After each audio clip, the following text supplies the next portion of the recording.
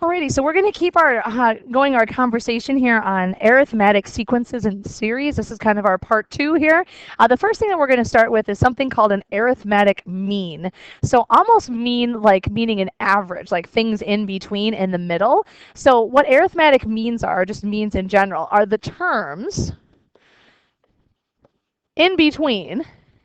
So between non-consecutive, if I can spell correctly, there we go, terms in this case, since it's arithmetic means, an arithmetic sequence. Now you can have means in any type of sequence. So next week we'll talk about geometric sequences, so you can have geometric means as well. But the means idea is just that they're the terms in between non-consecutive terms in an arithmetic sequence. So if I give you like a beginning and an ending term, and you're trying to figure out the numbers in between, that would be this idea. It's kind of like the question that we ended with in day 1, where I gave you like term 3 and term 17, and we had to try to figure out what the pattern was, what were we doing.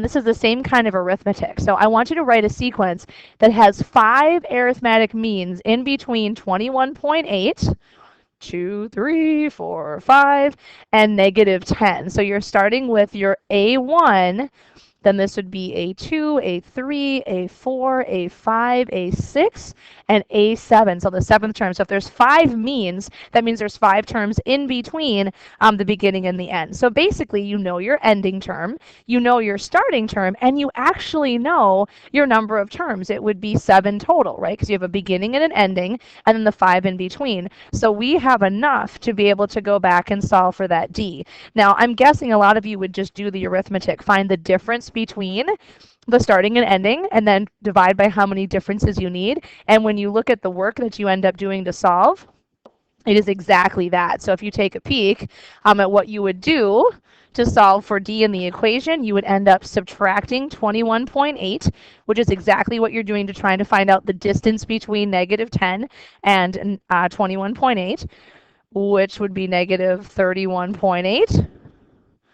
And we'd have our 6D divide by 6, and we get negative 5.3. Now, first of all, does it make sense that you're going down? Well, the first term is positive, the last term is negative, it's smaller, we're definitely decreasing. All right, so how can you write the sequence then? Well, just do the pattern. We need to subtract 5.3 each time. So go ahead, pause the video, that sounds good, the video, and see if you can figure out the numbers in between then. So, and I'll go ahead and fill them in.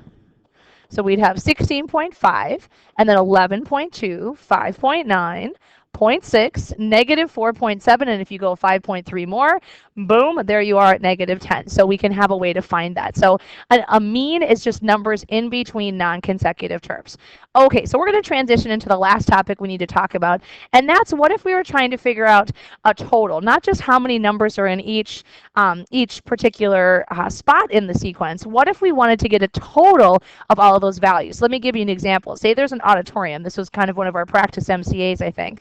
If you have an auditorium that every row gets a couple seats longer, so like 2 seats longer, and you wanted to figure out how many seats there were in, say, the 50th row, we would use our AN formula, the one that we were using here. But what if I wanted you to figure out how many total seats were there in all the rows? Would there be a way that we could add up all of those values quickly? Which brings us to a wonderful story about Carl Friedrich Gauss. Isn't he a cute little old man there with his cute little hat on there? So Carl Friedrich Gauss was a famous mathematician, did a lot of work, German mathematician. One of the things he's famous for, though, is kind of a funny story. So when he was a student, he was kind of a pain to his teachers, probably because he was super smart and he was really bored, but he used to get in trouble a lot. So one day, this is according to the legend, that his teacher was really frustrated and just driving him crazy. Not like you guys would ever do anything like that to me. Oh, you're all wonderful children. But he was driving him crazy, so I said, Carl Friedrich Gauss, go in the corner and take your slate and your chalk and add up the numbers 1 to 100, thinking that it would keep him busy for a really, really long time. So much to his dismay, when he came back just moments later with the final answer, and he was right. And so what did Carl Friedrich Gauss do to kind of shortcut the process instead of actually doing excuse me, this whole sum? I'm just going to kind of put a dot, dot, dot in the middle. instead of adding it all up and actually figuring it out, he must have come up with a strategy that made this a lot quicker. So what I'd like to do is see if we can figure out what that is, because that's kind of the window, the insight on what we need excuse me, to be able to do a formula for the sum of numbers in an arithmetic sequence. So this is definitely arithmetic. The sum of the numbers 1 to 100, I'm going up by 1 each time, so the numbers get 1 bigger. So it's definitely arithmetic. Here's what Gauss saw, and maybe you can come up, pause the video, see if you can come up with an idea, but he looked at pairing numbers. So if you can figure out a cool way to do this. But this is what Gauss did. He looked at what the first and the last, if he added those together, that would be a sum of 101. And then he looked at the next pairing down, 2 plus 99, also 101. 3 plus 98, also 101. 4 plus 97, same thing. And you know what? Every single one of those pairs would be 101. And then how many pairs are there? Well, if it's this numbers 1 to 100, there would be 50 pairs of those, right? 2 in each pair. And he came up with the answer 50, 50, just like that. Pretty cool. So where do these numbers come from? Let's see if we can come up with what this is. The 101 represents adding the first term in the sequence to the last term in the sequence. So I'm going to translate that into variables. That would be the A1 and the AN. So if I add those together, that would give me my 101. You could also add A2 plus AN minus 1, but it makes more sense, I think, to use the first and the last. And where could we get the 51, or the 50 from? Well, how many terms are there total? Well, there's 100, which is n, right? N is the number of terms. So if I take my n and divide it by 2, that's how many pairs I would have, right? So the total number of values in my sequence divided by 2. And that there, folks, is the sum formula for an arithmetic sequence. So what we call that then is a series. The series means sum. So when we look at how we are going to talk about what this looks like, it's called the sum. So the sum of the terms in an arithmetic sequence is called the series. So whenever you see the word series, think sum. So the sum formula is n over 2 of A1 plus AN. Now, I try not to think of this as memorizing a formula. I think of this is the total of the first and the last, what that pairing is, and this is how many pairs there are. So for me, I don't try to get too hung up on the, oh, it's an A1 and an AN and all this. It's just the first and the last together, and then how many pairs of that would I have. Okay, so let's try just a couple quick examples on that so we can kind of finish this off. So find the sum of the first 42 terms in this arithmetic series. Now, first of all, hopefully you notice a difference right away. No longer are these connected by commas. They're adding and subtracting signs in between. That's because it's a sum. So instead of seeing things like this, where you would have the numbers listed, that's what a sequence is. A series instead is it written as an actual sum. There's actually a total involved in this. We're adding them up. So like how many seats total in the auditorium. Now what would be super awesome is if this term is actually the 42nd term. So they give you this plus dot, dot, dot. There's a whole bunch of junk in between, and we end up at 475. If for some reason that number was not there, you would have to figure out the 42nd term first and then work back and be able to find that sum. So if you know the first and the last term, this is an easy deal to do. If you don't, you would have to use your AN formula first, calculate what that 42nd term is, and then be able to put that in there. So just kind of assuming that our A1, negative 17, plus n minus 1, 42 minus 1 then, times the common difference, not 421, 42 minus 1, times the common difference. And what is this going up by each time? When we look at this, negative 17 to negative 5, negative 5 to 7, looks like we're going up by 12 each time. If I do that calculation, negative 17 plus 41 times 12, I do get 475. So then I know that I'm good. But just realize, often you're going to have to solve for that first. They're not just going to give it to you. All right, so let's find that sum then. So how many terms do we have? 42.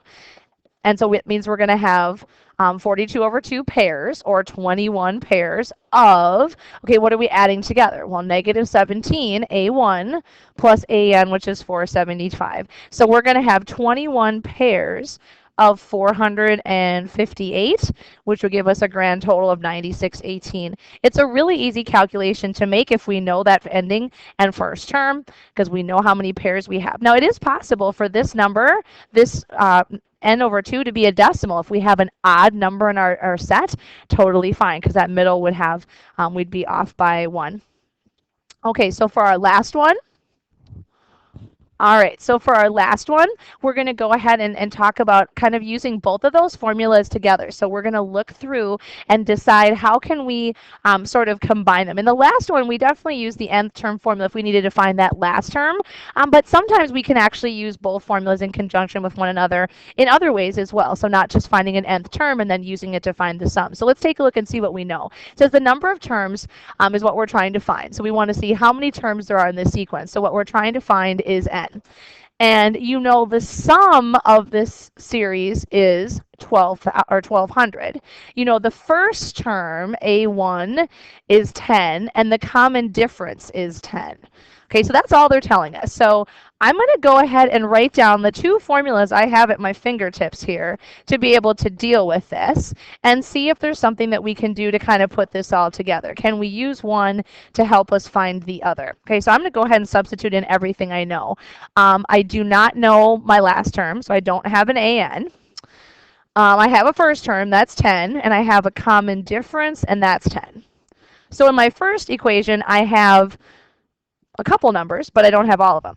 All right, in the sum formula, I have my sum is 1200. I don't know n. I know my first term is 10, but I don't know an.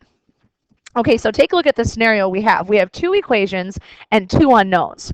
Oh dear. Okay, so that's a system of equations, right? So two equations, two unknowns, I can solve that. So we got to think about what you can do to solve systems. Now, elimination is one method we use a lot with linear because we can add things together and get rid of terms. It's called elimination because you're undoing, you're making opposites. This is not really conducive for that. It doesn't look super great for that. So is there another method we can use to solve a system of equations? We're going to use substitution.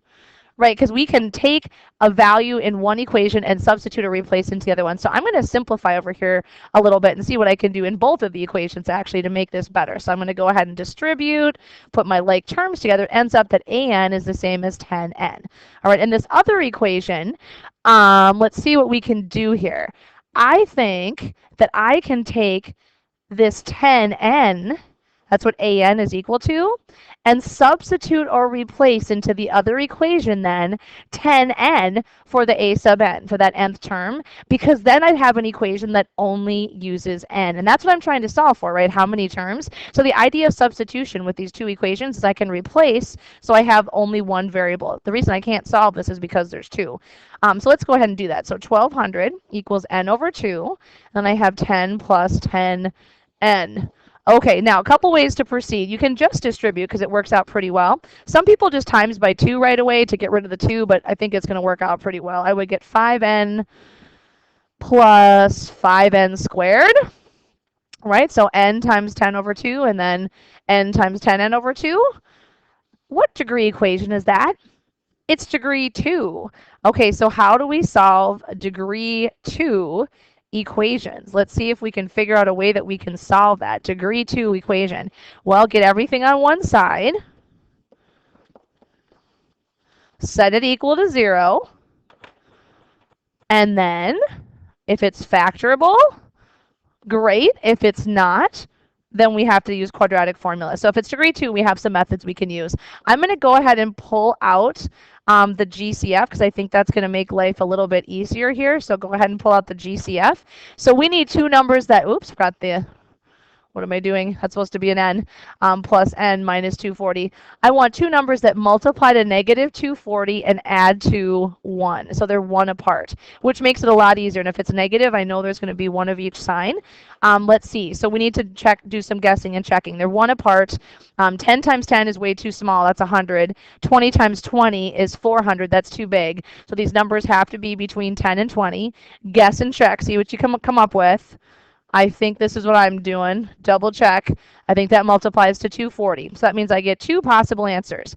Either n plus 16 equals 0 or n minus 15 equals 0. So either n is positive 15 or n is negative 16. Okay, think about what we're solving for. The number of terms. What makes sense?